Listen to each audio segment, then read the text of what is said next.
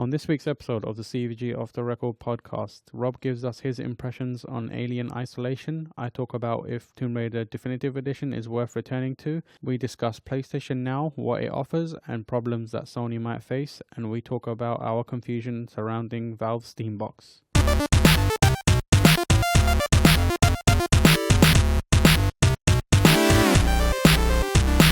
Hello and welcome to episode 5 of the CVG Off the Record podcast, coming to you from 2014. We're done with 2013. That shit died. We threw it in a bag and then lobbed it over a fence. That's right. Done. Does that mean we've got flying cars and stuff now in there? There's 2014. No, that did not happen, Chris. I'm sorry to say 2014 is much more disappointing than it was on the Jetsons. That's a shame. Very much shame. My name is Tamoor Hussain. I'm staff writer on this website. I'm joined by 2 other people this week instead of 3. That's right. So Tamoor, we've got less people this week. Yeah, but you're new. This is the first time you've been here. Like, you've been on. You were on all of our Game of the Generation podcasts, and people were like, "That guy has no idea what he's talking about." They couldn't even be bothered to learn your name. They were like, "The one with the deep voice." Yeah, I know, which shows the extent of their analytical skills that they didn't even bother to look out my name. Yeah, suck it, you lot. Yeah. Rob Crossley, associate editor on CVG, is with us. Hello. As well as Chris Scullion. Hello. How's it going, Chris? Adequately. As always. So we've been off for a good few weeks. Yep. Yeah. Did you have a nice Christmas? I had a great Christmas. In fact, I'm still having my Christmas. Of course. I'm still on a holiday, but I'm here to record. Yeah. So Tamoor Hussain, for some reason, decided to book 2 weeks off in January. I guess because you didn't. Was there a holiday in December at all? Any time off in December? No, I don't think so. No, was it some sort of public? Was there a traditional annual public event in I December? think so. Traditional for some cultures. Yeah, not for me. We don't give a shit. Like, whatever Christmas. Yeah. What do you celebrate? I celebrate Eid, but not Tell everyone about it. Why should I? They can go to Wikipedia and type in Eid. We've got 2 of them. They never will. No, they never will. We work for our one, so we got to fast for 30 days, for a month. This is the alternative to Christmas. Yeah, before you get you got to work for it. Got to work. Yeah, you get 1 day where you eat, and then that's it. That's it, done. Do you have like a feast at the end of it all together? Or? Yeah, pretty much. But, your stomach's so shrunken and swollen by then that your eyes are much bigger than your stomach. Yeah, you so can eat a single I'm bean. eat everything, and then you eat nothing. Why don't you switch to Christmas? You get presents, you get trees, and you eat anything. This is dangerous. I like my one better. We're kind of like cooler right now as well. We're in vogue right now. Like, we're kind of villainous as well. We got the edge. We're like, you know what I'm saying? Yeah, if I was to make a film right now, it wouldn't be about a Christian. No, it'd be about a Muslim guy. 100%. Yeah, definitely. Like, yeah, you're the star of the show. I'm the star of this movie. But that would change. That would change. Yeah. Anyone been playing any games? Before we get shut down. So we should probably start with the big one, which is Aliens Isolation. Alien Isolation. Alien Isolation, which kind of speaks to the approach that Creative Assembly are taking to it. There's only one alien. Is that right?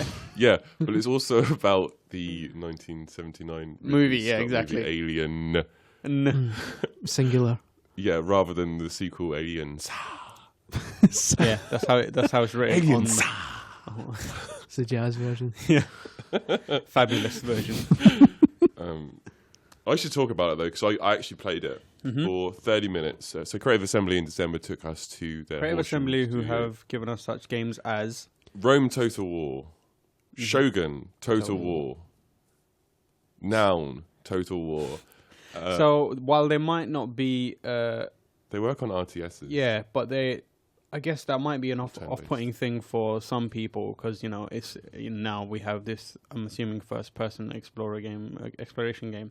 But what I take away from it is that they've got an eye for details, and they're very, very, very dedicated to getting right into source material, which thus far has been, human history. Well, I know you're absolutely right. To give you an idea of how far they want to go in terms of authenticity of a 1979 vision of the future, because that's what their aim is. They made a time machine and went back to 1979. Yeah, they want to go back to 1979 and then predict what the future will be like back in 1979, right? And this is how far they went. So with all like video, like corporation logos and stuff, right? They have like these videos of them and everything, and they were trying to make them look as old new as possible, you know, with like weird blur lines and, you know, like low definition stuff. And they were doing all these effects, and they couldn't quite get that essence of like an old feel. Like, you know, they're trying to make it look nice but shit at the same time. Yeah. So what they did is they created these logos, these animated logos, and put them on a VHS tape. Nice. And then put that on a messed up old standard definition TV. By the way, I guess we should explain what VHS tape is. It's Wow. Yeah, we probably should, though. Yeah, maybe. Before Blu-ray, there were CDs, there were DVDs, and then there were CDs before that. But like in the 80s and early 90s, there were tapes. Holy That's quite weird when you think about it. DVDs became fairly prevalent in like 2001-ish. So there'll be like 12-year-olds now who are like, I don't know what the fuck VHS is. That blows my mind because I don't feel that old. I'm only 26. Like I still feel, and I was around when VHSs were a thing. But the fact that you need to explain that VHS is like I feel dated now. Yeah. People probably know what a cassette tape is, regardless. Don't they? Because that's like ubiquitous, isn't it? Yeah. It's a bigger version of that. It's a big cassette. It's like looking at a cassette tape really closely. It made piracy off the TV super easy. yeah, it really did. So anyway, they wanted to create these sort of rubbish old logos, and so they recorded all their footage onto VHS, and then recorded the VHS playback of those logos, and then put it into the game as assets. So what you then get is an authentically old feel when it comes to like, you know, the videos, the in-game video footage. That's awesome. That's dedication. To explain how mental they are, they also recorded it on old Alien tapes because they said they just wanted the DNA in there. Wait, so they recorded old versions of Alien with like their new logos, which they turned into assets. Yeah, that's outrageous. Hopefully they've got backup copies of that stuff. Yeah, I'm sure that they're breaking copyright law and stuff. Yeah, probably not actually, are they? Well, they've got the license now, haven't they? So they have the ultimate license, don't they? They can watch what they want. Yeah, I don't know. A lot of people are going to be thinking, like, you know, we're talking quite highly of them right now and the license and that kind of thing. But a lot of people, they've been burned many, many, many times in the past. Like, what is it about Aliens Isolation that, I mean, I'm optimistic about it purely because this is, like I said, a developer that cares about the games they make. Yeah. But what is it from you, as someone who's seen the game and played the game, what is it that people should be excited about? Why should they consider this, you know, might be the one that gives them something to care about? Have you guys played Alien Colonial Marines? Yeah, have you played it? Yeah. I haven't, but I've seen enough of it. Like, I've been watching videos of it. Well, what did you think? I thought it's interesting that creative studios are known for Total War because I thought Colonial Marines was total pish. So I think it's an apt. You're still doing the puns. Still punning. Still. Well, it's not really. That's more wordplay. Always punning. It's more word. I didn't despise it like a lot of people did, but I thought it was really. It felt cold playing it. I didn't feel.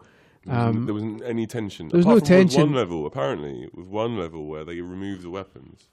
Apparently, there's a level in there where they remove the weapons, and it's quite tense. Yeah, but even then, it's like when an alien appears in it. I mean, I'm more interested in the fact that there's a single alien in it, and it's a genuinely dangerous thing to come up against. Whereas in this, there's a part near the start of the game where an alien breaks in through a window, and you just go, all right, fair enough. Yeah, and here we go. There could be like 5 of them around you, and you're not really that bothered because they're thick as shit. Based on what I've seen, like, it was no surprise to me in the months following all those news stories about it being farmed out and you know, being given to people who weren't at Gearbox or people, you know, at Gearbox weren't really putting much attention into it. They're too focused on Borderlands or whatever else it is. Right, it didn't surprise me at all. Yeah, that's the thing about Colonial Marines, and with all due respect to the people that worked on it, I imagine some people... with no due respect, like, you fucked that game up. Like, you don't deserve any respect for that. No, I appreciate that, but there must be some people on that team that are like, fucking hell, like, you know,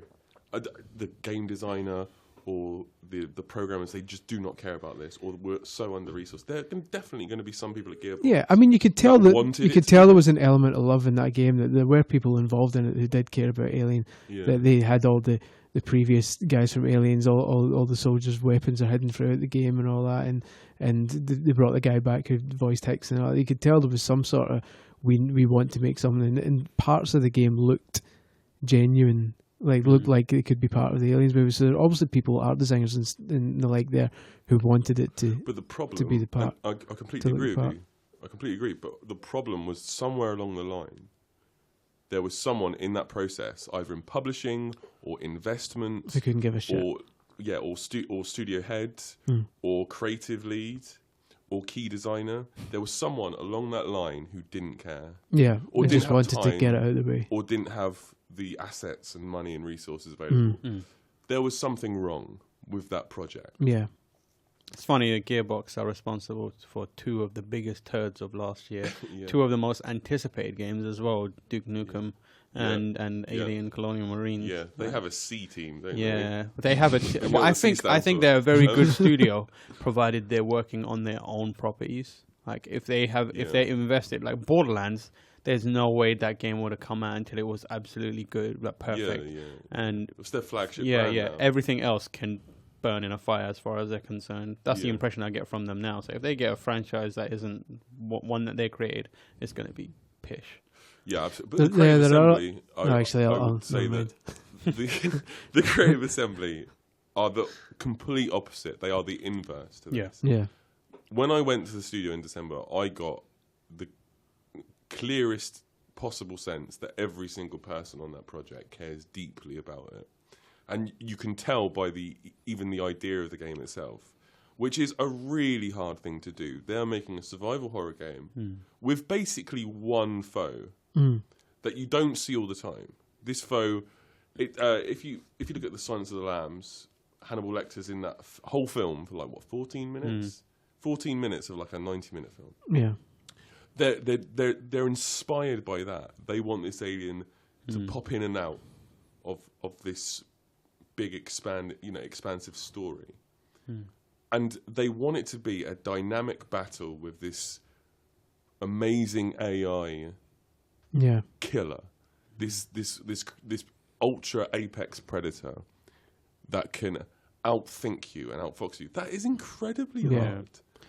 I love the idea of the threat of him appearing being the main psychological attack on you more than him appearing itself. It's less is more, isn't it? It's like when, do you remember when they brought out the director's cut of Alien? Yeah. And they started, it was like 2002 or something, they did it.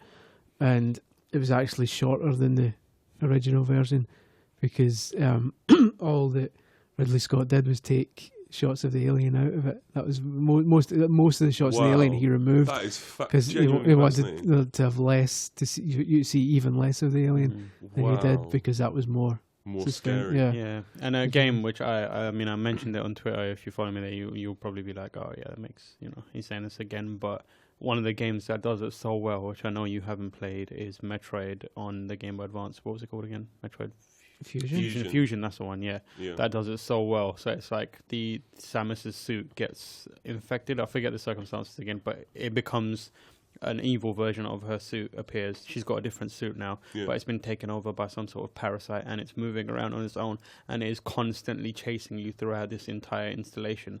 And it will be like, it will appear at the weirdest moments, and it would just pass you by. Like, for example, you go into a morph ball at some point, and you kind of bomb an area into a secret area, which you're supposed to do, and you're above the main area, and then the game will pause, and then you'll see the possessed suit just walk underneath you. Wow. And you're like, holy shit, I'm not moving to do, because it was incredibly powerful. Yeah, and it just does that in the entire time. Like, it's every now and then you go into a room, and then you just see her walking by or walking out just as you enter, and you're like, holy shit, I should go back just in case.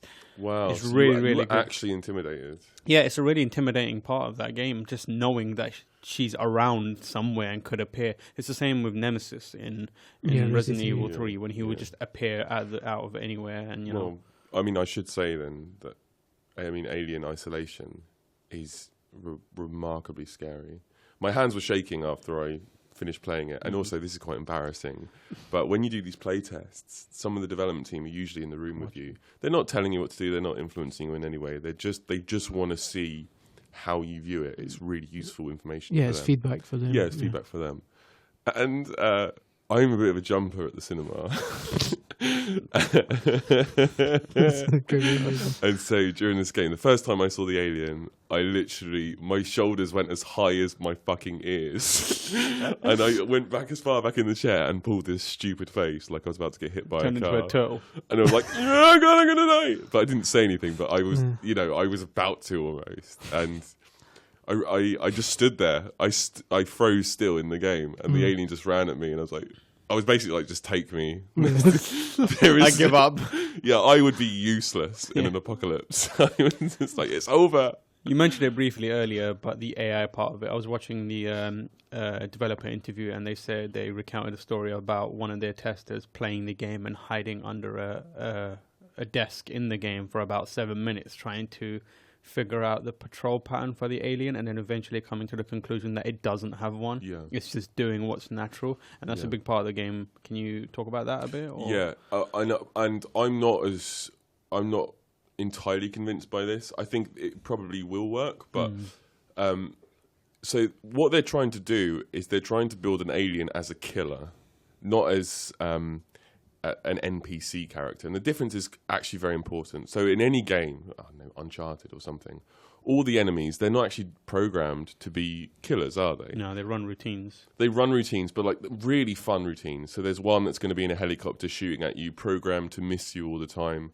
And when you shoot it, it's programmed to fly out of the helicopter, and, a big ball of flames. And, so they're programmed to be as fun as possible. Yeah. The alien is programmed to kill you. One of the most amazing things was that they are... so the guy that's the lead designer at Clive Lindop, he clearly is reading a lot of books about predators. Because when I interviewed him... Worry. Yeah. Should we reading books about aliens?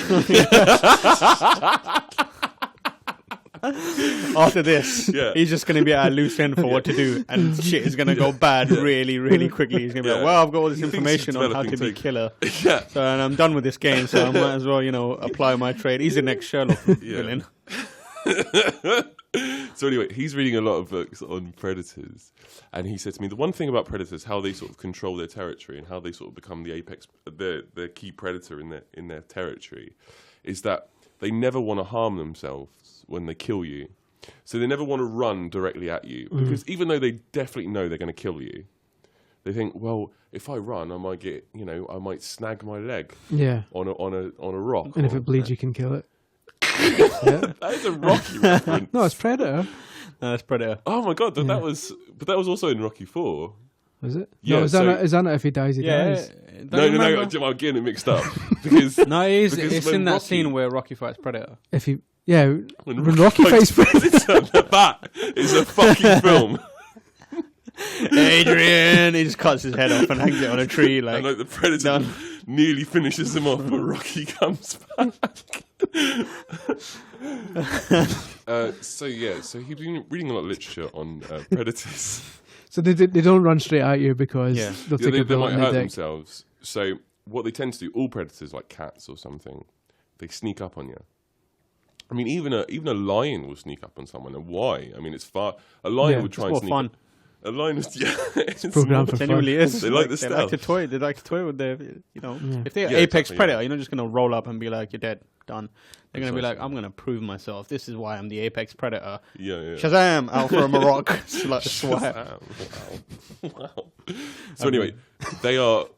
Man, we go around the house. He's never going to finish this. No, I still want to talk about Rocky 4. The mistake that I made was when Rocky finally cuts the Russian. He goes, see, he's not a machine. Oh, no. That is very close to if it bleeds, you can kill it. Yeah. I got it mixed up. Anyway. The essence is the same in both of the statements. Yeah. So anyway, so they're basically designing the alien to be a predator that will sneak up on you, that will look at you and go, okay, I could run across the room and kill him, or I could go under this vent and jump on him and kill him. And when I played the game, I was outfoxed by the alien on a few occasions. The classic thing, when an enemy's coming towards you and there's a big box in the center of the room, what would you do, Tamoor? hide underneath the box. Yeah, exactly. Yeah, it's a classic thing to do. And the alien was, when I was hiding under this box, I was actually fucking shaking. The alien was sort of crawling around it, sort of trying to get a viewpoint of me, and I was like, fucking hell. That's where I start circle strafing for my life. Like, yeah. The problem was that no matter how hard I tried to hide, he did actually find me every single time. So going back to something I was saying like 10 minutes ago, like pre-Rocky, yeah, I do think it's an amazingly ambitious idea to try and build this AI killer. I'm not sure if it's going to be fun. That can be fun for 10 hours. See, I'm a very cynical person and a very suspicious person. And if it gets to the point where, as you say, it's very difficult to hide anywhere because it'll find you, I'll start wondering if maybe it's been programmed to know where you are. It probably is. But at which point I would think that's bullshit, because there should be times where it doesn't know where you are and you can outfox it kind of thing. But if it's just a case where, and obviously I've not played it yet, I'm completely guessing here.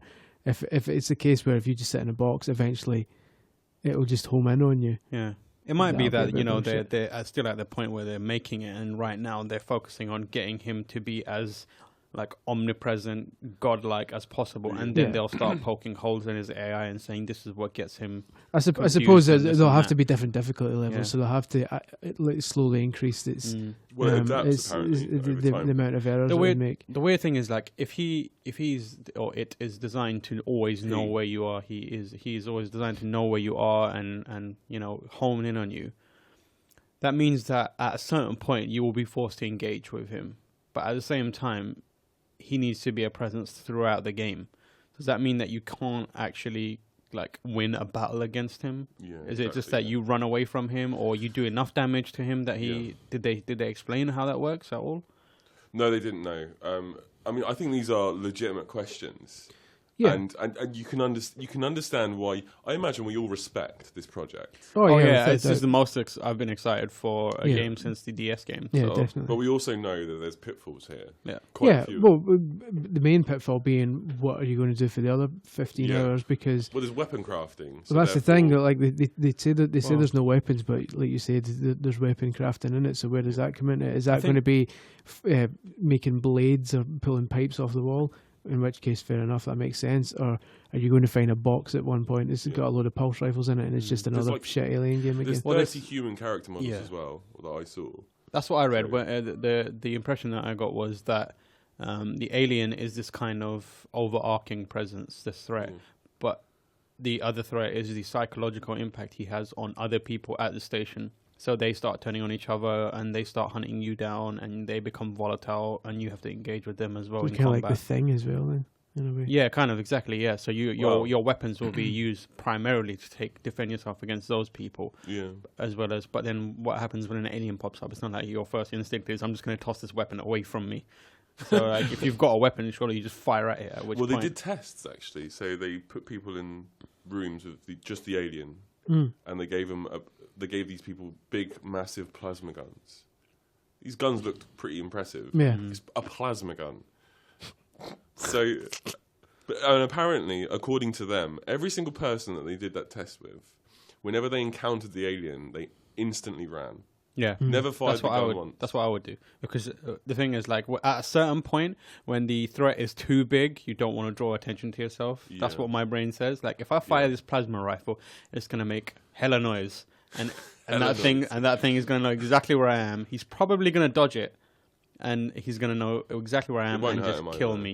Yeah. So it's like, oh well, I'm just going to sneak away then. Yeah. One thing I just want to mention, it's unrelated to what we've been saying regarding Alien, but I love how tall he is. I love how he doesn't quite fit in the spaceship. Like, he has to hunch over because it's 9 feet tall. Yeah. And they're building this ship exactly to scale. And it's just amazing to see this massive thing just like not quite be able to fit through the doors and stuff. I think they've got a lot of work to undo based on Colonial Marines, because there's that infamous GIF and that video of the alien kind of prancing past a Marine, just being like, and then someone's putting like Cockney threats like, "You what, bruv? I'll deck you. I swear, bruv." And it's like, oh shit. I'm just happy that for once somebody's making an Alien game rather than an Aliens game. Because it's always put as many. Even Alien 3, which the whole point of the movie was there was no weapons in this prison ship. And yet, like, the games were full of different guns and flamethrowers. Wasn't that on the SNES? There's a SNES one which was much better than the Mega Drive one. There's two different. Probe made the Mega Drive one, and I can't remember who it was. It made LJN published it, but I can't remember who developed the SNES one. And the SNES one was more like Metroid, because it was a big open map and you had to run about different ceiling doors, and that was genuinely terrifying. But again, you had weapons in it. And there was one on DS as well. I can't remember what the subtitle was. Alien something or another. But that wasn't Infestation, was it? Yeah, Infestation. That was the one. It Chris was knows very good, doesn't he? No, only I've got niche. If it's got horror movies. Yeah, in it. the one on DS is worth tracking down. You could probably find it for cheap as well. It's like a Metroid game, but your soldiers are so fragile. Yeah. It's like you got to be very careful, methodical. It's almost Dark Souls-esque in the way you go into a room and you're not quite sure what the threats in the room are until you've been through it once. And it's really, really, really like atmospheric. So that's worth checking out. It was Way Forward, wasn't it? Yeah, when Way Forward was at the peak. Yeah. It was like, I think one thing that people might want to know or clarify, Aliens fans might want to know, is what's up with the protagonist in this game. Ripley's daughter? Yeah, Ripley's daughter, Amanda Ripley. The story is Ellen Ripley goes off, does her alien thing. She tells her daughter before she leaves that, she'll be... I'm off to do some alien things. Yeah. I'm off to do some secret work. And fucking Predator and Rocky. They're somewhere as well. I'm off to fight Clubber Lang. BRB.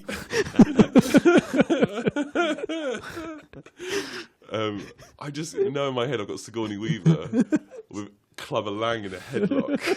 And him like trying to break out of it. Elijah appointment. Anyway, Amanda Ripley. So she tells Amanda she'll be back, and she doesn't come back. That's the Terminator now. And Amanda... I've just got Amanda. trying to set the so she leaves I've her just daughter. got Amanda Hug and Kiss stuck in my head. From The Simpsons. Right, okay, so she tells Amanda, BRB. Yeah, BRB. She says NP.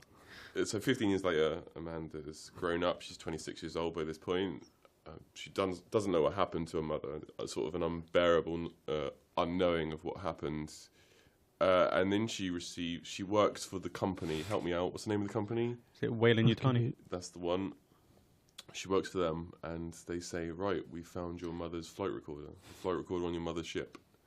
I was really hoping you were going to say she gets a text message from an alien saying, look, come here, man. I've got something for you. JK.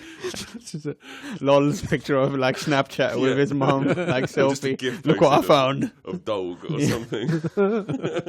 Wow, such mother. Come here. So terrifying. Much missing. Yeah. Which is fucking evil when you think about it. So basically she was after her mum and there's aliens. Yeah.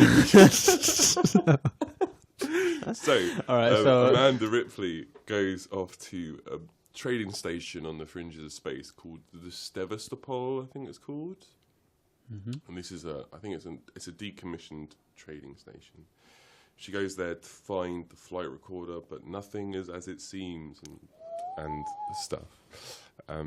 The actual design of the facility, the vessel is just phenomenal. Everything looks like it's been switched off for 15 years or whatever. And when you power things back on, I love how everything sort of slowly lurches back to life. It's like Windows 8. It's an interesting one because, I mean... It's Microsoft in the middle of the anyone who's seen the special edition of Aliens knows that she'll survive at the end of it. Yeah. Because, there's that scene with Ripley and the guy from Mad About You. She says, what happened to my daughter? And he says, this is your daughter. She's like 80 and she's dead. in like Aliens. Oh my god! Because this will take place between Alien and Aliens. So in Alien, Ripley goes into goes that into is a sleep. really good observation. Ripley goes into her hypersleep thing. Dies of cancer, Alien, doesn't she? Yeah, and then by Aliens, it's like 80 years later, and she comes out of hypersleep, and she says, "Where's my daughter?" And Paul Reiser, whatever, he says, "Here's your daughter." And she's like, it's like an old woman who was played by her mum in real life, Sigourney Weaver's mum. No way. It was a photo. He says, yeah, she died of cancer, like 80 odds.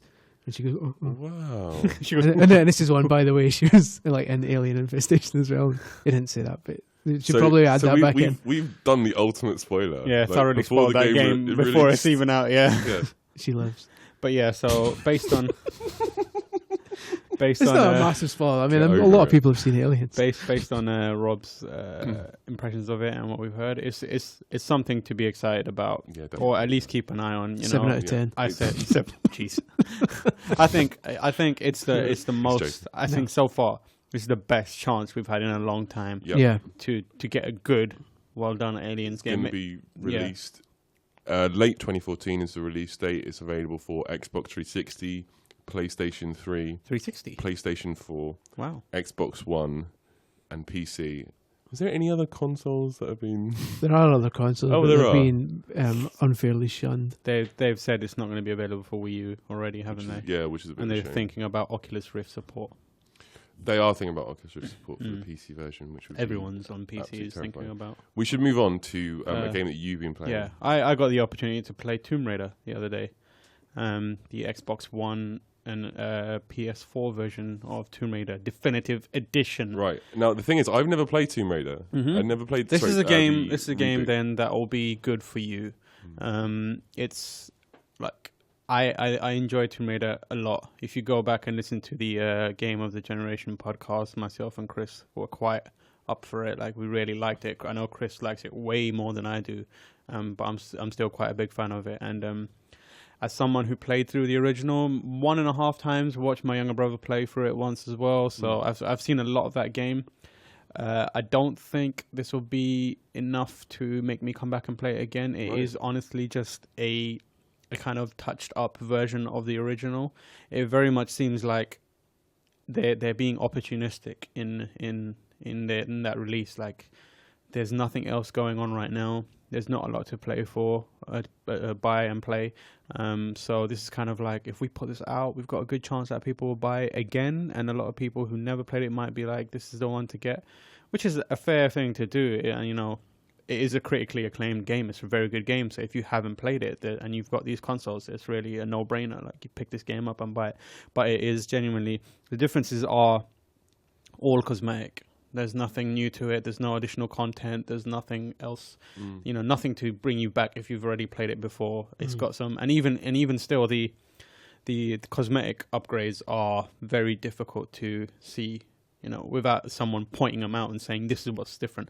Lara's face, for example, is a big one, and I looked at it and I thought I kind of like the old face better because she looks like more. Is it approaching Uncanny Valley? No, not even that. It just looks like her face. The original face was good. I mean, it looked nice. I don't know if that's the way to describe it. She had nice face.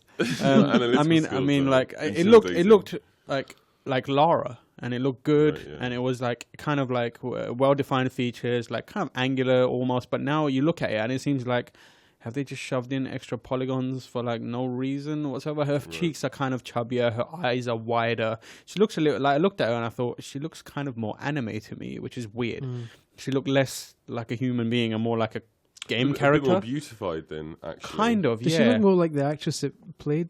No. I think one of the strengths was that she didn't look anything like her. Like she looked like her own character. Yeah. And now she looks kind of like I said, like a video game character, where you can see the slight exaggerations. Like her cheeks are a little more puffier and her lips are slightly more puffier at the same time. I don't think I like that.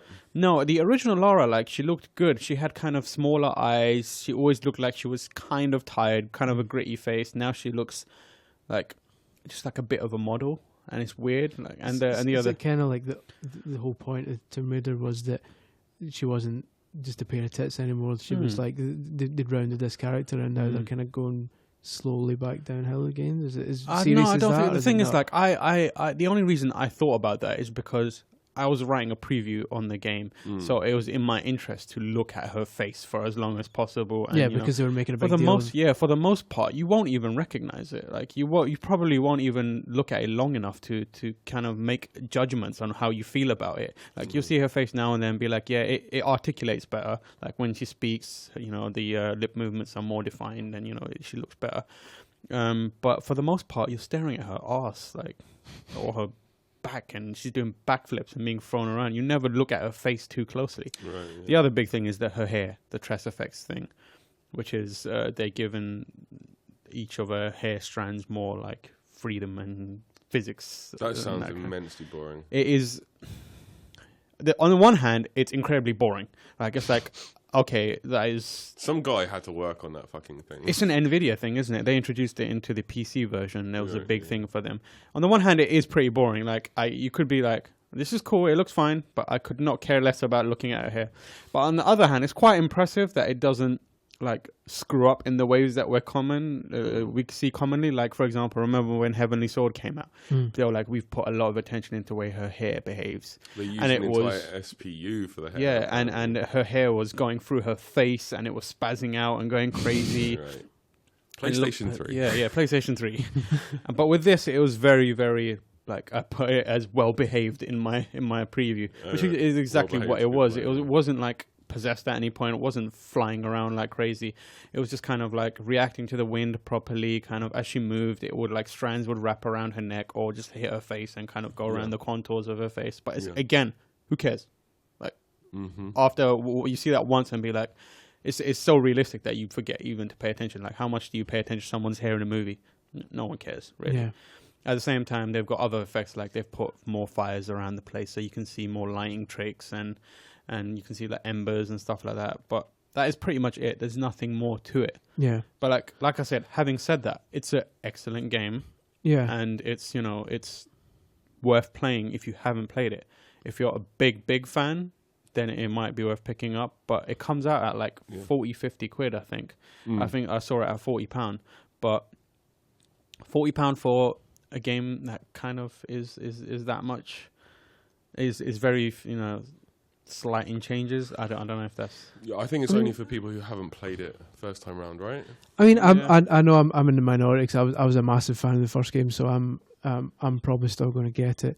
I mean, I'm more interested to see how this trend is whether this trend is going to continue, because last gen it made sense to have HD remakes of games because you're taking stuff like God of War and Silent Hill and making it high def. There's a clear difference there but going from HD to slightly better HD. It's sometimes going from maybe 720 to 1080, or just going from HD to more powerful, more backgrounds, more lighting effects and stuff. I don't know if that's big enough a leap to encourage people to double dip. I mean, there'd be a lot of people who would buy. I mean, I didn't think about getting. I didn't even have to think about buying Silent Hill HD collection. I just bought it, even though they ballsed it up. I just wanted to see Silent Hill in HD. Yeah. But I'm not. Tomb Raider's one of the few games that I will happily buy this new version of, but I can't see me doing it with a lot. If they did one for, like, say, Borderlands, I wouldn't give a shit. You've hit the nail on the head. This really is, I mean, the PS4 and the Xbox One work on x86 architecture, which is basically PC-based architecture. Yeah. What they're doing is they're doing what suits them. They've got the high-end PC version code. Yeah. And they're porting it to consoles. Yeah, they've just put the sliders up and said, "There you go." Yeah, I mean, there is some work that's gone into it, and whenever you publish a disc, you are taking a risk, and quite a big risk sometimes. So this is a calculated bet, but nonetheless, one of the reasons why they're doing this is it didn't require that much work. Yeah. I feel like it when I was looking at Tomb Raider, I feel like it felt like they were kind of at the same time using it as an opportunity to see what they could do and get away with. So it was like a lot of these games might be like these re-releases. Tomb Raider, like I said, felt like it. Like them just experimenting with the technology and the hardware just to see, what they can mess around with, what improvements they can add, and see what kind of like where they can go from an old gen game into a current gen game. Yeah. But I think at least for the early stages, we're going to see a lot of these being like opportunistic like bets, and we're going to try and do it. Like, for example, there was news today that Skyrim might be on its way for Xbox One and PS4. Again. PC was the lead platform on the development of it. We're going to see it a lot more, I think. That one I can kind of understand because it was a bit broken, in previous gens. So I can understand there'll be a need for some people to play a Skyrim that is a lot smoother. The people who are just against playing on PC, but even then, that's a niche market. That's not. I mean, publishers aren't, inherently evil. They are just as at risk as anyone else, and they have to test the water. I mean, these are brand new consoles with install bases of 3 million. They've gone from 80 million potential customers per platform to 3 million. Yeah. So they're gonna have to, grease the wheels a little bit to defend them. I feel like, but at the same time, I feel like putting out games for that are already available on the old generation might not be achieving that objective as well as it could have. Like, if I was, but also as a consumer and a gamer, I'd prefer them if they release small, kind of slightly shaky but interesting experience. Like, they should be doing indie games right now instead of like re-releasing. That's. I think that would be more commendable if they said, right, we're just going to get 10 people to 2 years ago. So we're going to get 10 people to design what they want, and they would publish it right now. Yeah. But there's another thing going on, which is we've got brand new consoles. The big games for those brand new consoles are going to be like 3 until Christmas, probably. Yeah. About 3, maybe 4 or 5, and they know that there is a big window here. Not everyone, but a lot of people have these consoles. They're excited about these new consoles, and they want something to play on these new consoles. Yeah. That's why they're pushing their old stuff. I just wish they would be a bit more. If they were a bit more savvy with the price, I say savvy, maybe more fair with the price, because I think Game's doing Tomb Raider for 45 quid. Yeah. If that was 30 quid, I wouldn't even have to think. I'd be all over that. Even though 30 quid's kind of the top range, considering you could get it on some XBLA sales for like a 10 or 15 quid, and that 30 quid's still a bit much, but I'd be all over that. Tomb Raider's price stings particularly because there's not a lot of content in there beyond the game. The core game is excellent, like I said, and it's quite meaty, but it's got no extra stuff. Whereas if Skyrim came out at 40 quid, 45 quid with all the DLC that's probably going to be included, like a Game of the Year edition, that's worthy of that price tag. But Tomb Raider especially is not kind of like, that's not enough for me to pay. Like an extra few maps, pre-order Tomb is not enough. Yeah. But and anyway, let's move on from that. Yeah, before we move on, we should plug the Tomb Raider article. Tomb Raider and Alien. And what's it called, the game? Tomb Raider Definitive Edition. So just Google CVG Tomb Raider Definitive Edition preview, and we'll be up there, won't we? And Alien Isolation too. Yeah. That's a great preview, you should read that. CVG Alien Isolation preview. If you Google that, it'll be there, won't it? It should be near the front of our website as well if you're there. Be around there. So moving on from that, CES happened and amazing things happened. Michael Bay had a shit fit on right. As if anyone else could do any fucking better. Like, he's on stage. Do you know what? I respect what he did so much. I respect what he did. Like, look, he's a human being. I was paid to appear and put in minimal effort.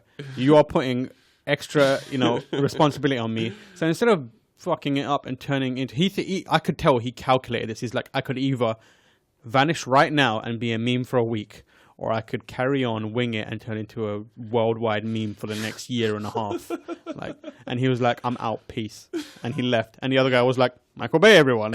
What I really like, though, was funny, was the guy from Samsung, who no one remembers anymore, said, so how does the curved screen TV make your film so much better? And he went, I'm sorry, I can't. I'm going to have to go. Yeah, he's like, I'm sorry, I can't do this. Which in my mind was like him saying, fucking nothing. That's what. That was a stupid question. I'm out. Yeah. But anyway. Other things get more gaming related. Sony appeared, showed off some interesting things there. PlayStation Now, as it'll be called in Scotland. So that'll the new PlayStation. What is PlayStation Now, Chris? PlayStation Now is something I said last year that I would have liked to see, which is a Netflix style service for games. So Sony stole that idea from CVG's Chris Scully. From me. Although I never published it, so they stole it. Are you going to get a consultancy fee? No, because they didn't consult me. Wow. It's just obvious. The next obvious step. Having purchased Gaikai, the next step was quite obvious. Yeah, it wasn't like this crazy days. So anyway, so basically the options will be you can either rent individual PlayStation 3 games and play them on your PS4 or Vita, or interestingly, a Sony Bravia TV or one of the phones. Is it one of the phones? Or one of the tablets. Yeah, or one of the tablets, which is going to be interesting. So you can either rent titles individually or have like a kind of subscription, a Netflix style subscription where you can play as much as you want. What games can you play? Apparently, they'll be focusing on PS3 games, first and third party for now. A third party? I'm not. Really? That's quite surprising because I expected it would be first party stuff. Yeah, Mike asked him first and third, and he said, there is an interview on our website conducted by CVG US Mike Jackson. Yeah, read that as well. Read that, it's pretty good. Yeah, I mean, if you Google CVG PS Now interview, you'll get it. If you know how to use SEO, employ your tactics. I'm just trying to help, you know? It's a really good interview. Yeah, it's a great interview. So for now it'll be PS3 games, but in the future they said PS2 and PS1, and they also kind of almost implied that PS4 would be looking at eventually as well. So in theory, in the future, you may be able to play PS4 games on your PS3, which is a bit mental. You know, I remember last year when loads of people were talking about how the hardware is the thing that's going to be obsolete. Games will last forever, but under your TV set hardware is eventually going to die away. And that people saying this generation of consoles will be the last was a phrase that turned into a debate of, are games going to go away? It was never really about that. The question is, will these big brick hardware things go away? I hope they don't, though. Do you know what? My response to this was, I got my initial gut response was defensive. Like, I don't want this. It was like an attack. It felt like an attack initially. Like, wait, so you're taking all these experiences that I've paid £600, and you're spreading them to devices that cost half that, and they don't not even relate to any PlayStation device whatsoever. So someone with a tablet can just roll up and play The Last of Us or whatever PS4 game. I felt quite. And when I went online, I noticed that a lot of people were having that similar response. They felt like they were being kind of having the carpet pulled out from underneath them. Like, this is their domain being encroached on. I just even the latency issues aside, I just don't think we should completely abandon the concept of owning. Although we don't actually own physical copies of stuff, we should always kind of have that option, because you never know when it's just going to be wiped. I mean, you look at the Wii Virtual Console, doesn't have any of the Donkey Kong Country games on it anymore because Nintendo just took them off a few months ago and no one knows why. So I went on Netflix the other day to watch Halloween 6. Don't ask, because I noticed a few months ago that the other day. So in December, you're watching because I noticed a few months ago that Halloween 6 was on. I said, it's good, only watch that again. Went on and it had been taken off because it was only up there for a limited time. I don't like the thought of maybe thinking, I'm in the mood for Twisted Metal Black, Twisted Metal Black going on there, and it's not there anymore. I don't like. Well, they give you the option to purchase. I think it's to rent. No, you can. Wait, was it just rent or purchase? I don't know, but I mean, I think it's safe to presume that this will be renting it. You won't ever own these things. It's like on live, isn't it? You won't ever. You have access to the stream. I would have thought, obviously, it's probably not like this, but I would have thought there would be stream it or whatever, rent it, and then buy for offline. I don't think you could properly sell to someone. Maybe not. I don't think you could say to someone, "Hey, do you want this? You can't have it. We'll stream it to you, and it'll be full price, and you can own it." I think people will be like, "That doesn't sound like a good deal." But if you say to them, "Do you want to rent this via a stream?" It's the prices I'm most curious about. Yeah, because they have to be dirt cheap.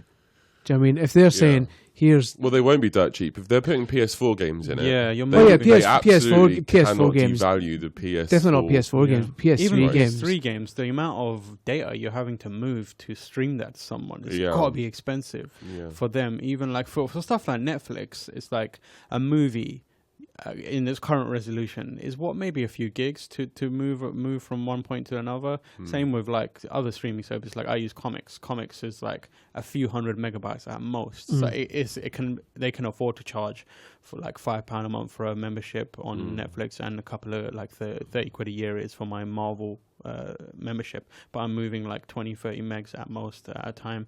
But with a game like Last of Us, that's what, 40 gigs or something. That's right. That has got to be expensive for them in the long run when they have that many people doing it. So I think it's going to be one of the most expensive like membership fees to have. It's 40 it's 40 gigs, but at the same time 40 gigs isn't necessarily what's being sent to you, because it's just the video feed you're getting. So if you only play it for an hour, say, yeah, that might only be like a gig. But what I think Tamoor is saying is that the size of each product is going to have some sort of effect on the business plan itself in terms of storage and streaming. I think it will probably have some effect, especially if you have all these server farms. Yeah, you got to imagine. Sell in terms of storage, but I wouldn't have thought so in terms of streaming, because I could be playing. No, you're right. Actually, I could be playing like the shittiest, like Streets of Rage collection, or I could be playing Last of Us. There's nothing shitty about Streets of Rage. No, but I mean in terms of size. Listen, you're preaching the converted. But I mean that download is like 40 megs, and Last of Us is like 4 gigs. But in terms of upstream, you're getting exactly the same data. But, I mean, earlier on you touched on something really interesting, which is she said. Which is Move on. Chris. Move on. You touched on something really interesting, which was this whole ownership issue. And believe me, over the next 5 years, it will become the dominant story in games. The ownership of video games is going from the gamer who has this disc to the publisher. And I know you say gamers don't technically own these games; they own the license. I mean, the point is that if an atom bomb fell, none of us will be worrying about games. On England, we would get a sense of perspective and not play games anymore. I'd be running towards it. But also, if there was a nuclear war right now and I was in a bunker, you'd stand there and fright like if an alien was coming towards you. I knew this wasn't going to fucking work. He'd be like frozen. No, I realise what you're saying. I have that disc and it is mine. Yeah. And I mean, even if Sony Suits came around and said no. Meanwhile, the guy next to him's got a can of beans and he's like, "Are you feeling all right? That's a disc. You can't eat that." He's putting his tongue through the middle of it. Brilliant. Well, I see what you're saying. I was trying to make an important point about the fact that you will have your discs for as long as you want. Yeah. And if Sony came to your door and said, "No, that's ours," actually, you'd tell them to fuck off. And they wouldn't ever do it anyway. And I'm sure if you went to court about it, they could never say that they own that disc. Yeah, agreed. They could never take it away from you. From now on, that's going to change. That is going to change. If the people who run the servers hold the physical copies, we're going to see more and more of what what publicists and PR agents are calling sunsetting, which is turning off the servers. Now, some people might think sunsetting is a good term for killing a game. I think a more accurate term would be depraving. Sorry, depriving. I was going to say depraving. Manhunt. Yeah. Yeah, that is quite depraved. Euthanizing. You are essentially depriving people. Waiter. You're basically saying, oh, so you've invested how many hours into this crappy online game? No, fuck off. This farm game? 20 hours, okay. And how much money have you spent? About 30 quid, right? Bye. What? Where's my game? It's gone. We it's like, I don't like that the ownership of it changing hands. And it will be a big story because one day there is going to be a game like The Last of Us that will close down when everyone has paid for it and everyone's put loads of hours into it. And the reason why they close it down is not because it's not immensely profitable. It's just because it's only kind of profitable, and they want to flood their servers instead with super profitable stuff. That's going to happen. It's going to be World of Warcraft, isn't it? It might be World of Warcraft. It might be, yeah. It might be World of Warcraft. I think when they decide that needs to go, or it needs to be shut down. And because there'll probably still be 1 million people on it when they decide to shut it down, right? Because that's basically, there's so much built on that. Time has been invested. Chinese gold farmers are just going to be like, oh dear Lord, what do we do now? I think that might be one. That's potentially one of the ones that could spark a conversation about it. But yeah, the other reason I think they need to be cheap is if the options are a rental or purchase or whatever it is, or a monthly subscription. Yeah. How much can that monthly subscription realistically be that people want to go in? I can't see that being any more than £20 a month. People agreeing to do that. When you start hitting £30 a month just to get an old back catalogue, even though that is good value for money, people are going to think fuck off. So if you're paying £20 if you're paying £20 a month, let's say it was £20 a month. If you're paying that, and it needs to be that because Netflix is like £6. And although games are more expensive, people in their minds just see it as this one form of entertainment versus another.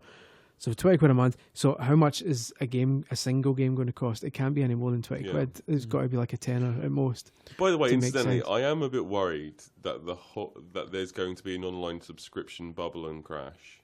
You think so? Well, only because every single piece of content now and every single service is turning into its own subscription service. So you have Netflix, you now have PlayStation Now, you have Spotify, blah blah blah. You also have, which was announced yesterday, the WWE network. Sold. 100%. Now, obviously, I'm before we start talking about wrestling, and I know you're going to go on for ages. I have a question. What happens, or something for you to think about? What happens to PlayStation Plus, and maybe the subscription? How much it costs to subscribe to PlayStation Plus when PlayStation Now comes out? Do you think they're going to be two separate things, or will they be folded into one thing? I think they'll be separate. This is completely made up here. I think they'll be separate, but if you're on PlayStation Plus, you'll get the subscription cheaper. So say it'll be £25, but if you're on PlayStation Plus, then it's £20 or something. Right. Oh, I think it's really hard to tell. Mm. I think there will be a clear value proposition by saying it is free on PlayStation Plus, and they will drive up PlayStation Plus subscriptions. But in terms of what happens, they'll lose money doing that though. In terms of what happens, because PlayStation Plus, the priority is getting everyone on PlayStation Plus. That is absolutely the priority, because the key thing is once you're on PlayStation Plus, you have no reason to walk away from it. PlayStation Plus numbers have rocketed already, based on PlayStation 4, PS4 needing it. Yeah, but they need. I mean, one of the key successes of Xbox over the past 5 years is they got everyone paying a monthly fee. Yeah, they didn't even have to release games anymore. They stopped pretty much. So and Sony knows this. Sony knows that the key thing is getting everyone on board. That's the only important thing. Get everyone paying a fee every single month. It's kind of weird that you'll have one service giving you limited access to games based on a subscription fee, whereas its sister service will give you the entire game. Like, because in PlayStation Plus, you download the entire game. Yeah. It's a hard proposition. Yeah, it's weird. It's going to be weird balancing them and getting them right. I desperately wish Nintendo would do it with Virtual Console. Yeah, this is something we talk about a lot, don't we? £10 a month. Here's your catalogue. I think Nintendo games are too good for that to be economically viable. So if you released Super Mario World on Virtual Console, I would just play that all day long. I wouldn't play Pikmin 3. I wouldn't play Super Mario 3D World. I would just play Super Mario World. I mean, if you have that library, is what I'm talking about. And it might be a little more penetrative with the current Wii U audience, because the current adoption is very hardcore Nintendo fans. But if you think about what Nintendo's trying to be and what kind of people it targets a massive group of mixture of casual and hardcore gamers. So a lot of those people, out of all those people, how many of them would actually have an interest in going back and playing Ice Climbers and all this kind of stuff? You have a massive service. You have this service with massive scope, but a small amount of people only fully using it. Like, not a lot. Like, people who play Wii Sports and Wii Fit aren't going to be like, I'm going to go back and play the old, Well, they could use the Wii Sports model then, in terms of here's all our NES and NES, NES and SNES and N64 games. If you want to buy one of them, it's £3. If you want Super Mario Bros, it's £3. If you want unlimited access to all of them for 24 hours, it's a £5 or whatever. If you want a month of them, it's £15. That. I mean, that's actually personally quite tempting because you could have like retro nights, get all your pals over. Yeah, that's right. It's almost like a karaoke type system. For some reason, when I have friends over, the only thing we want to play is Nintendo consoles. because they tend to have those games that are just really fun to just chill out with together. Because you'll have a mate who says, "Oh, do you remember Wave Race?" And you'll say, "Oh, yeah, I remember Wave Race, but I'm paying £7 for it." Whereas if you've got like a monthly, like you've got a £10 a month or £15 a month to access the whole library, you say, "Well, yeah, let's play Wave Race for 10 minutes and then never play it again." But at least that's a great idea. Well, you've got that idea out now. It's in the public. So we're on PlayStation now. Yeah, sorry. Yeah, so I mean, the thing is, we do actually sound quite down on it. Oh, no, I'm up for it. But I think we are saying all this on the presumption that we're all actually very excited. Yeah, I find it quite interesting that we were talking about the critical points first, but I mean, I honestly can't believe how smart Sony have got in the past 3 years. Yeah, like. It helps that they've sold 4.2 million PS4s now. Yeah, but like everything they're doing at the moment is, I mean, PlayStation Plus was the first right step. Yeah. The entire design principles and the commercial rollout of PlayStation 4 was error-free, and I've never seen that by Sony, let alone the PlayStation. Does NAC count as an error? I would tell you what, I was worried about lag, what that would be like, but then the other night I tried On Live again for the first time in months and months and months. Have you tried it recently? No. Because they've improved it quite a bit to the point that lag is almost non-existent on the PC client at least. Wow. So I recommend anyone listening to this to go and download On Live client because it's free, and subscribe to it and try some of their free trials and see how good the lag or lack thereof is. Now that's how good PS4 could be. Because it might be a combination of people abandoning the service or not having a lot of people. But I'm guessing based on the kind of the scope at which they've talked it up, they came out big and had very small adoption. So they might have a lot of like free space and empty servers and that kind of thing. On top of that, PC clients are generally a little more better in terms of performance. Yeah. So I mean, Sony said did they put out? I think I read that they said you need to have a minimum of 5 meg connection, which I'm dubious about. Yeah. Well, I mean, 5 megs these days is nothing. Like everyone gets a basic we're living package. in a world where we're talking about 5 meg as nothing. Yeah. Old 33.3 kilobyte Dreamcast. Yeah.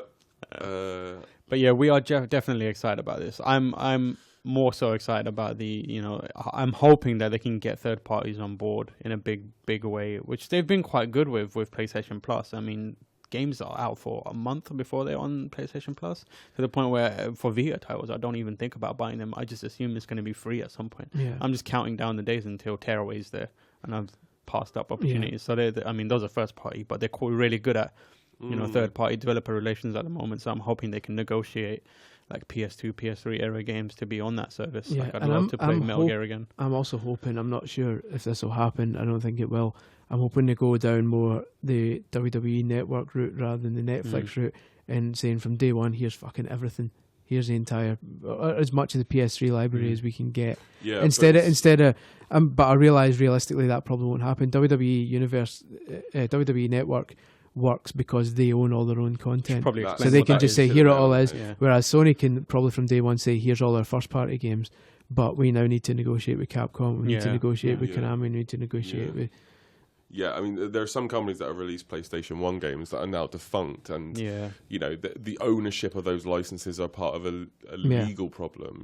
There's loads of games like that. And so at the very least, I hope from day one they just put out everything they have access to, instead of saying, here's God of War, we'll give you God of War 2 in a month's time. I want to go straight to God of War 2. I don't think they can do that. If you're paying a subscription fee for a service, there's no way they can do incremental updates. They need to launch with a catalog big enough that when they take stuff That's out... on the assumption that it's a standalone subscription fee and not an additional bonus to PlayStation Plus. It's like if Netflix launched with 5 items and they were like, we're taking one away and then giving you another one next week, there's no way people would pay monthly for that. There needs to be big enough library so that when they take something, people either won't notice or they'll just think, it's all right, I've got this other thing here which is really good, and they can replace that in their own time. I think what we can see is clear is that the situation is fluid, and Sony have a number of options, none of which seem to be the perfect silver bullet at the moment. I mean, they're going to have to weigh up everything. Yeah, but at the moment they're so good at making decisions, and that's why I think there'll be some sort of,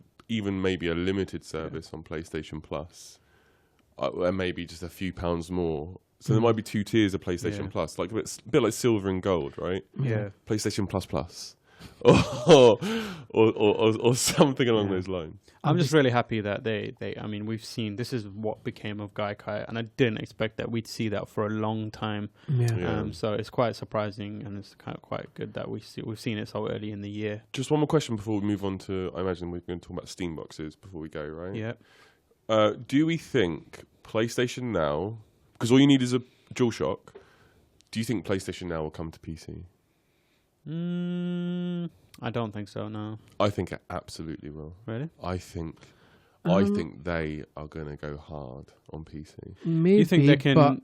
That might be used as a way to kind of absorb the PC developer market at the same time. If they can publish on PC and say, we've got our games here, you give us your games, we'll put it on our servers, and then you're in PlayStation. Yeah, that's absolutely right. It might, but at the same time, don't forget Sony has to sell hardware as well, and it's pretty deliberate that all they this sell stuff. hardware at a loss. I know, but even so, it's at a loss, but it also locks people into their hardware, and is telling that they've not said iPhone or iPad and like that. It has to be a Sony.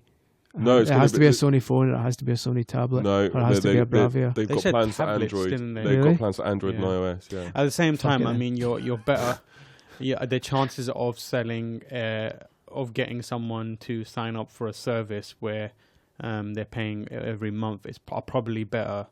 They're paying a little bit every month is probably better than getting someone to spend £400 at once to buy a console or £800 to buy a Bravia TV. So, and in the long run, psychologically, people they only really think about the first month, don't they? Like, and from Sony's perspective, they know they've got those people locked in for £40 every month.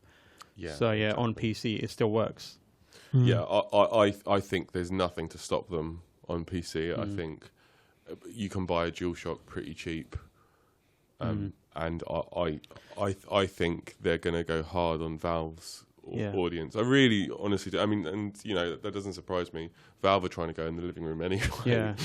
So I think the weirdest thing that I saw was like when someone, I think it was a Sony person, said you can start your PS4 game on your PlayStation 4 in the living room and then continue playing it on your PlayStation 3 in your bedroom. Yeah. I was like, wow, that is weird. That is like backwards compatible next gen games. Yeah, that's so strange. No, that was a press release that was poorly worded.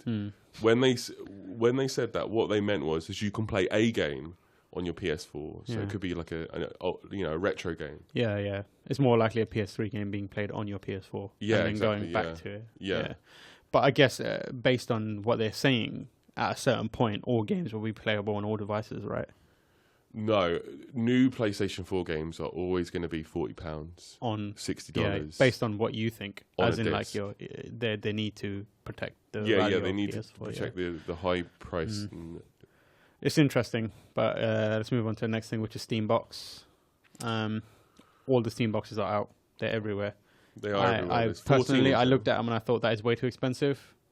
A lot of them are way too expensive for me. And it was kind of like, I've got my PC currently. Like, I don't understand what the difference is. I don't get it. Yeah, I get it less and less every time they say something more about it. Like, it's like we want to get.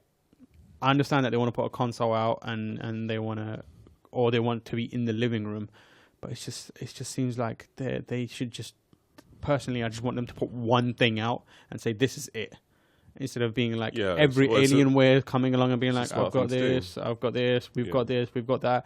Like consumers in the living room that are buying stuff for their living room, so easily confused by stuff like this. Yeah. So if someone goes into a store and says, I want to buy a Steam box. Do you want an Alienware Steam box? Do you want a Dell Steam box? Do you want a Valve Steam box? Which one do you want? There's too much options. I don't like it. And no disrespect to Sony, but I was thinking about this the other day. They have built the most rudimentary, bare bones console you could ever imagine. GPU, CPU, controller, goodbye. That's the strength of the PS4. That is it. And some cheap plastic, right? The reason why they've done that is because they're immensely smart. They thought, we've got to think about every single consumer. Yeah. So we have to think about every single person, and we have to make it as cheap as possible and as basic as possible, which is why the PS4 is like it is. And it's why the Steam machines they're not commercially viable. They will not sell at all. I mean, I remember doing a blog post on this very subject last year, Yeah. If you Google it. If you Google CVG Rob Crossley was right. No, but the point is that I say, did you mean? Did you mean Journey is great?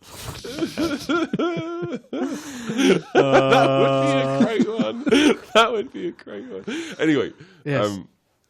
I think Valve makes so many right decisions, and I have immense respect for the company, but I am just startled by how many mistakes they're making with this whole proposition. I don't understand where they're coming from as well, because it's such a smart company. Do you think it's being mixed up with all these different PC hardware manufacturers that everyone, if you're going to release something like PC architecture-wise, you need to appease so many different important companies? Like you don't want to cut Alienware out from something like this. At the same time, you don't want to like shun Nvidia for another company, or is it because they need to be as open as possible so that they don't upset relationships with these hardware manufacturers? What do you think is causing this? Well, I think to succeed in business, you've got to do two things. You've got to do things right, obviously, but at the same time, you've got to do things wrong. And by that, I mean, you have to take risks that everyone says, don't do that. What the fuck are you doing? Oh my God, don't do that. Like Steam. Like Steam, that's a fantastic example. So many people at the company said Steam was a bad idea. Like the Wii Remote. Yeah. Like, don't do the Wii Remote. Are you mental? Have you seen it? But they did it. You have to do things wrong, and you have to bet significant amounts of money on things that are wrong. What Valve are doing is they're doing everything right, but they're too afraid to go big on it. So they're designing this hardware. Well, they're designing the controller and designing the operating system. They're considering themselves an enabler. It's because they don't want to get involved. They don't want to put their company on the line. And I appreciate that, right? They're important people. I actually love them. But they don't want to take the risk. And you can see the problem that is causing. Yeah. If they said, we're going to build our own controller, we're going to partner with one manufacturer, Samsung, Google, all those horrible people that we don't like. We're going to partner with one of them. We're going to make loads of them. We're going to lose a lot of money. We're going to sell them to everyone and maybe make that money back. I mean, Gabe Newell is too smart. He's going to go, well, that's a massive risk. Yeah. And it's not worth that risk because we've got 65 million customers. Yeah. So, and you can see that. You can see they're being a bit too smart, and they have to be a bit rougher, if you ask me. They have to be a bit. We're going to sell our own console and market it. That approach and that strategy is the same strategy that every company that the big three nowadays have to use. They took a risk and lost money in making. Microsoft did it for the Xbox. Sony did it for the PlayStation, and I'm assuming Nintendo did it. Yeah, people piss on the Wii U all day long, right? At least they're doing something. Yeah, sure. What they did was pretty bad, but at least they had a. I mean, I'm talking about the hardware itself. I mean, the software's great, but the hardware itself is so flawed, deeply flawed throughout. But you have to take these risks in order to grow the industry. Yeah. Xbox Live was a risk. It was. In 2002, it was a risk. And, they led the way for, 8 years? 9 years? 10 years after that? It's because you have to do things wrong sometimes. You have to take that risk. And if Valve don't, then it's an ambitious idea, but they're playing it too safe. Yeah, I just don't know who they're aimed at. It's like, is it aimed at the hardcore? I hate the word hardcore, but the hardcore PC gamer who is obsessed with PC games and wants to play on his TV. If so, he'll have already figured out a way to do that. Yeah. Is it aimed at the kind of normal man on the street and they're muscling in on PlayStation and Xbox's market? Well, if so, they're perfectly happy with a PlayStation and Xbox. They've never heard of a Steam machine. Yeah. And if Nintendo isn't fucking selling, then something they've never heard of isn't going to sell. I mean, there's so many PC gamers who are so anti-console gaming in the first place that they don't want to play a fucking thing on their TV. Yeah. And the ones who do have already figured it out by stretching an HDMI cable around or using a wireless method. Yeah. And so say you're a Steam customer, right? Yeah. You've got a £1,000 PC at home. $1,000 PC at home, or 500. Let's say 500. You got a £500, $500 PC at home, right? You love Steam. You've got Steam. You've got hundreds of games, right? how am I going to sell you this box, which is another PC for your telly, right? It's going to be a bit more expensive. It's got far fewer games. And it's got 200 Linux games, or access to 200 Linux games, of which you have the license for about a quarter of them. How could I even possibly sell that to you? And you can also use your PC to do your work. So it's a rudimentary or edit PC. videos. Well, it's a watch bare Netflix. bones PC. Yeah. They've started it. I say this on Twitter the other day, and some people got the wrong idea of what I meant. It is an Ouya with a fan base. But in that, but not Ouya triggers so many emotional responses. I know, but it's an Ouya in that. That's why people were saying, but it'll be more. But I just mean purely in that it's a walled garden. Is that the right phrase? Yeah, it's completely unwalled though, because they're not. It doesn't even exist. They're just saying to manufacturers make PCs. In terms of what it is when you put that box on, it's like these are the games you can play on this. That's it. Whereas Steam, you've got Steam, but you've also then got games that aren't on Steam. Yeah. Like I was saying in the office the other day, sometimes I want to play Theme Hospital because Theme Hospital is a great game. Yeah.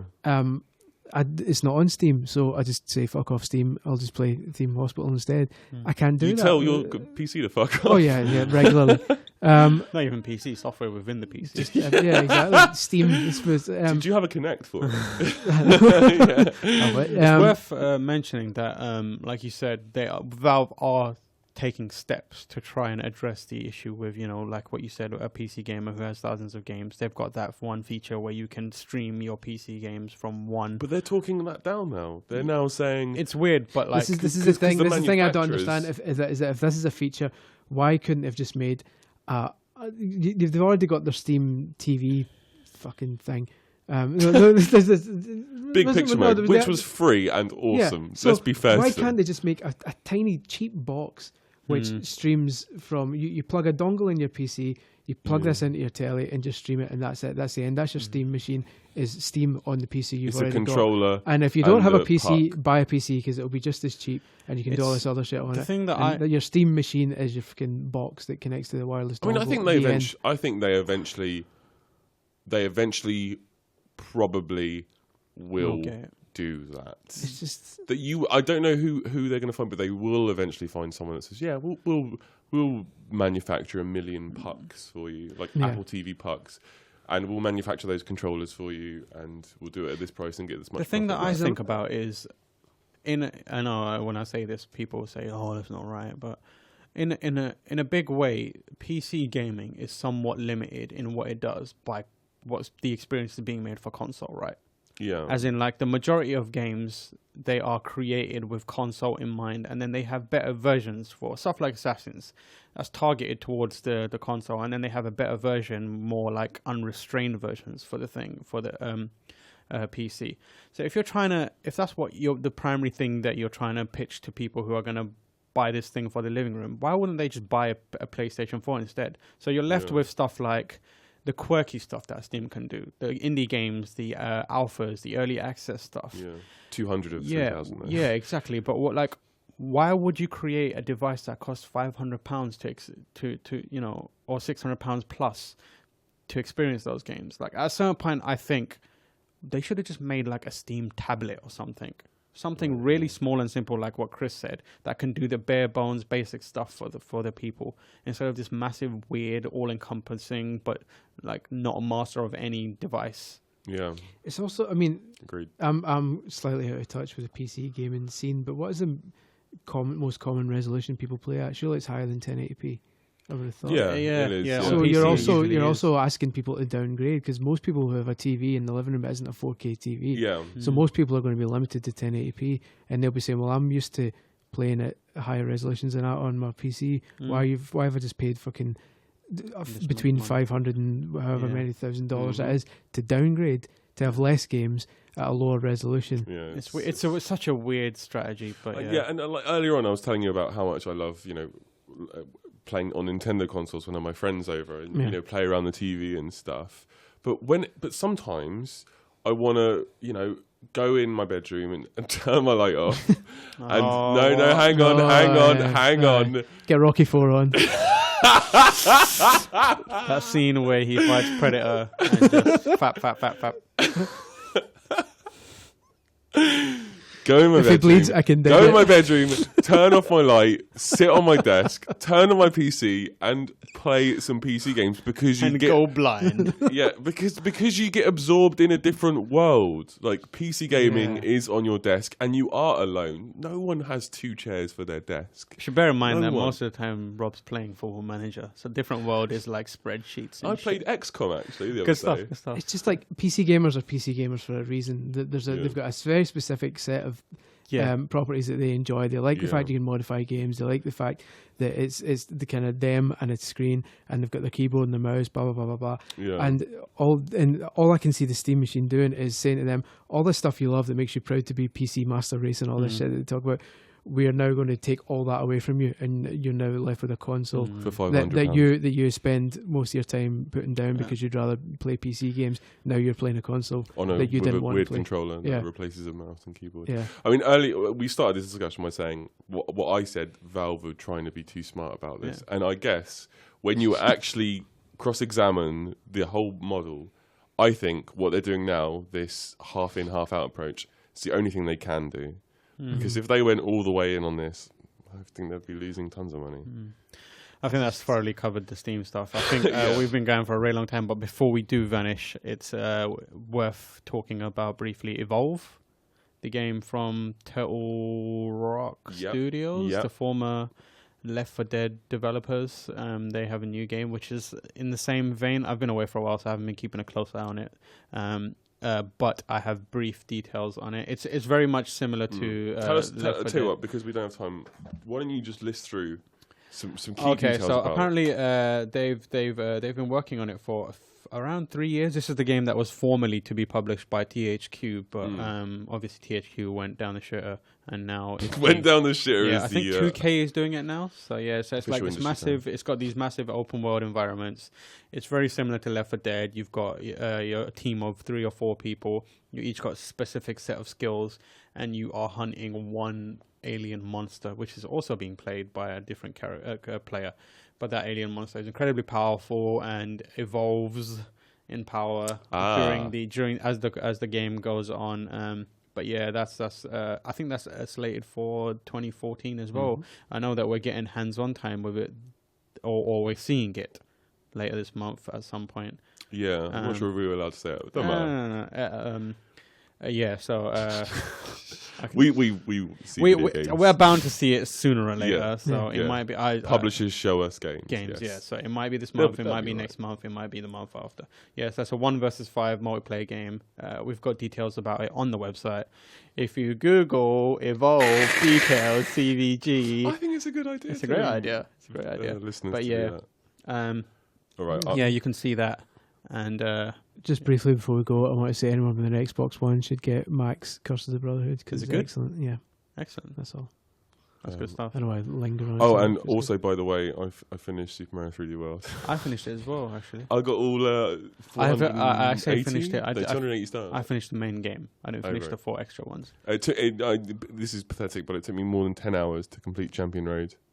I didn't. This is the final level. Yeah. My God, what a spellbinding level. Yeah. It's just incredible. Have you bought NES Remix yet?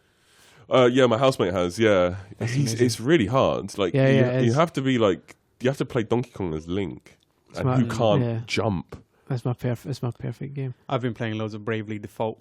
Oh right, awesome. For 3DS. Sorry, that game is if you're a Final Fantasy fan and you've been crying yourself to sleep because Square Enix are utterly shitting it up right now with Final Fantasy games, this is the game you want to buy. If you're that much of a Final Fantasy fan, it is worth buying a 3DS for. It's such a good game. Classic Final Fantasy. Very small tweaks to the battle system where it's like the only real massive change is the fact that you can decide to store up moves, so defend instead of attack, and it lets you save up attacks so you can spam them in like in a streak or whatever. But yeah, it's really good, really fun game. While we're here, yeah, also want to say the iPad game called Badlands I've just been playing. Badlands. It is Limbo mixed with Tiny Wings.